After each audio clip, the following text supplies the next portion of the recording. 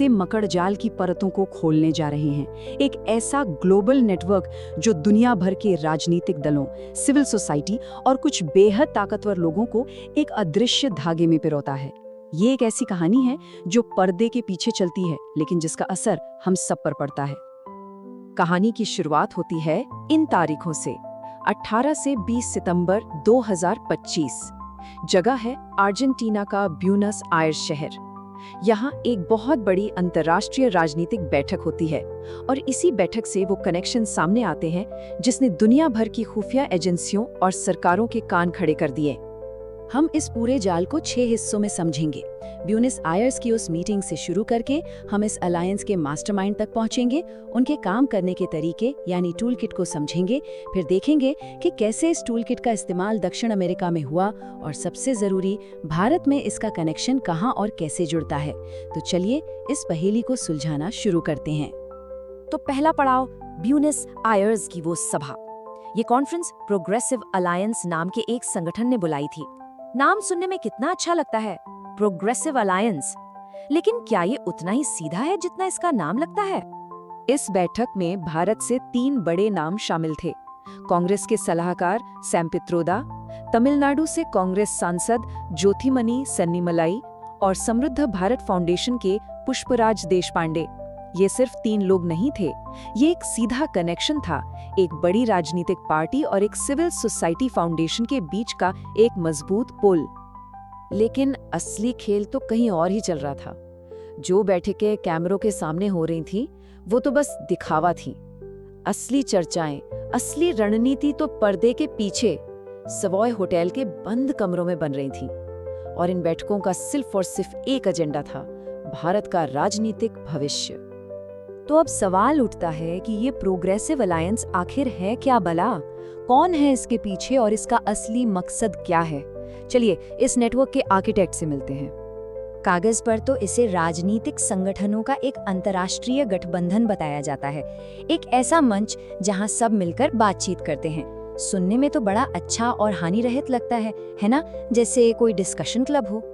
लेकिन जरा इसका साइज देखिए, इसमें 140 अलग-अलग राजनीतिक पार्टियां शामिल हैं। ये कोई छोटा मोटा क्लब नहीं है, ये कई महाद्वीपों में फैला एक विशालकाय राजनीतिक नेटवर्क है। और इन 140 अलग-अलग मोतियों को एक ही धागे में पिरोने वाला कौन है? एक नाम जो बार बार सामने आता है, फाइनेंसर जॉर्ज सोरोस। कहा जाता है कि इस पूरे नेटवर्क को चलाने के लिए पैसा और ताकत यहीं से आती है।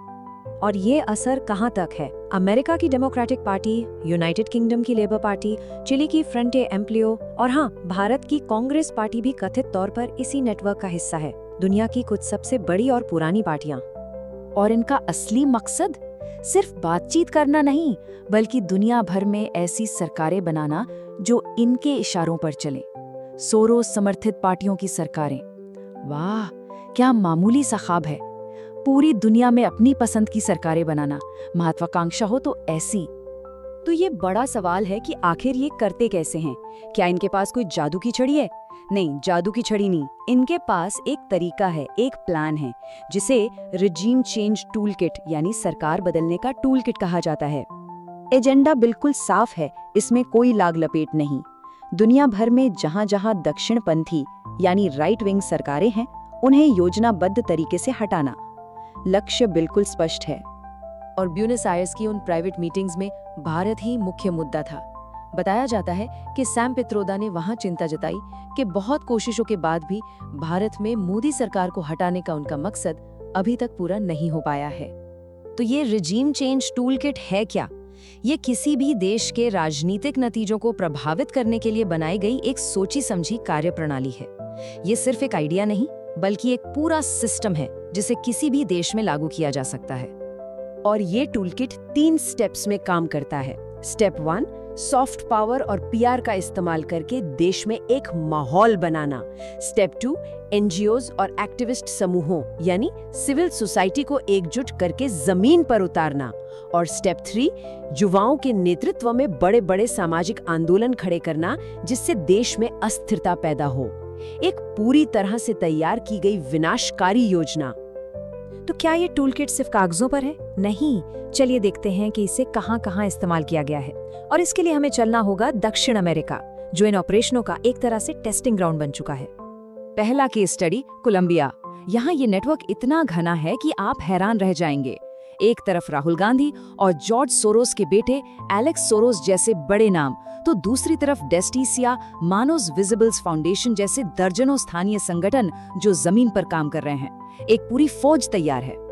और इस कहानी में एक भारतीय किरदार की एंट्री होती है, राहुल गांधी। रिपोर्टों के मुताबिक उन्हें कोलंबिया भेजा गया था ताकि वो इस टूल किट के तरीकों को वहां के लोगों को समझा सकें और उसका प्रदर्शन कर सकें, एक तरह से एक ट्रेनर की भूमिका में। और ये सब कितनी प्लानिंग से हो रहा था, इसका अंदाजा इन तारीखों से लगाइए। 24 सितंबर को एलेक्स सोरोस कोलंबिया के पूर्व राष्ट्रपति से मिलते हैं और महज 6 दिन बाद 30 सितंबर को वो न्यूयॉर्क में उपराष्ट्रपति से मिलते हैं। ये कोई इत्तेफाक नहीं था, ये एक कसकर बुनी गई रणनीति थी। अब चलते हैं पेरू। यहाँ भी वही पैटर्न। निशाना कौन है? राष्ट्रपति दीना बोलुआर्टे की केंद्र दक्षिणपंथी सरकार। खिलाड़ी कौन है? राहुल गांधी का नाम फिर सामने आता है और साथ में है एक्शन एंडीना नाम का संगठन। और यहाँ हथियार क्या है? युवा जेनजी यानी युवा एक्टिविस्टों के नेतृत्व में सरकार के खिलाफ जोरदार प्रदर्शन हो रहे हैं। लेकिन स्थानीय रिपोर्टें इशारा करती हैं कि इन जोशीले युवाओं के आंदोलनों की डोर कहीं और से खींची जा रही है। और अब चिली, यहाँ तो कनेक्शन और भी सीधा और साफ है। यहाँ की सरकार चलाने वाली पार्टी फ्रंटे एम्प्लियो खुद प्रोग्रेसिव अलायंस की सदस्य है। मतलब यहाँ तो सरकार इनकी अपनी है। ब्यूनस आयर्स सम्मेलन में इन्होंने बढ़ चढ़कर हिस्सा लिया था। चिली के राष्ट्रपति गैब्रियल बोरिक, जो देश के सबसे युवा राष्ट्रपति हैं और छात्र राजनीति से निकले हैं, उन्हें इस नेटवर्क का एक प्रमुख सहयोगी माना जाता है। वो टूल किट के तीसरे स्टेप यानी युवा आंदोलन का एक जीता जागता उदाहरण है। चलिए अब इस कहानी को वापस भारत लाते हैं, क्योंकि जो खेल दुनिया भर में खेला जा रहा है उसकी एक शाखा, एक घरेलू संस्करण भारत में भी तैयार किया गया है। और इस भारतीय शाखा का नाम है समृद्ध भारत फाउंडेशन यानी SBF। इसे 2018 में लॉन्च किया गया। कहने को तो ये एक सिविल सोसाइटी पहल है जिसे बीजेपी समर्थक विवेकानंद फाउंडेशन के जवाब में बनाया गया है। लेकिन क्या ये सिर्फ इतना ही है? ये स्लाइड पूरी कहानी बयां कर देती है, बिल्कुल शीशे की तरह। एक तरफ है प्रोग्रेसिव अलायंस का ग्लोबल नेटवर्क और दूसरी तरफ है समृद्ध भारत फाउंडेशन का घरेलू नेटवर्क। मॉडल वही है, बस मैदान अलग है। जो काम PA दुनिया में करता है वही काम SBF भारत में करने की कोशिश करता है। और इस फाउंडेशन के चेहरों को देखिए। राज्यसभा टीवी के पूर्व CEO Gurdeep Singh supple, George Soros के ओपन सोसाइटी फाउंडेशन से सीधे जुड़े सलिल शेट्टी, अमिताभ बेहर, मनोज झा, सलमान खुर्शीद, एक से बढ़कर एक प्रभावशाली नाम। ये लिस्ट इस नेटवर्क की भारत में गहराई को दिखाती है। तो अब तक हमने जो पहेली के अलग अलग टुकड़े देखे हैं, चलिए अब उन्हें जोड़कर पूरी तस्वीर देखते हैं। देखते हैं कि ये नेटवर्क असल में काम कैसे करता है। ये हमला एक दिशा से नहीं होता, ये एक मल्टीलेयर्ड यानी बहुस्तरीय हमला है। 40% राजनीतिक दल, 30% सिविल सोसाइटी संगठन, 20% व्यक्तिगत इन्फ्लुएंसर्स और 10% पब्लिक रिलेशंस, सब मिलकर एक साथ एक ही लक्ष्य के लिए काम करते हैं। और सबसे खतरनाक बात यह है कि इसमें कुछ भी अचानक नहीं होता। सब कुछ एक तरीके से, एक सिस्टम से होता है। जमीन पर युवाओं का आंदोलन और बंद कमरों में एलीट क्लास की रणनीतिक बैठकें, इन दोनों का एक घातक मिश्रण तैयार किया जाता है।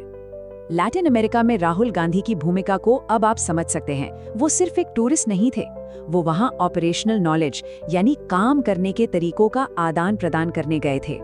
वहां से सीखकर उन रणनीतियों को भारत सहित दूसरे देशों में लागू करने के मॉडल पर काम करने के लिए।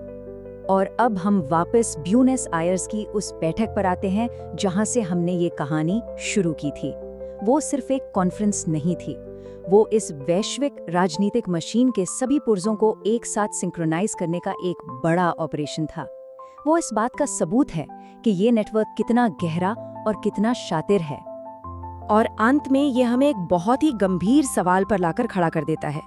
इस जुड़ी हुई दुनिया में जब राजनीतिक फैसले देश की सीमाओं के बाहर होने लगे तो किसी भी देश की संप्रभुता का क्या मतलब रह जाता है?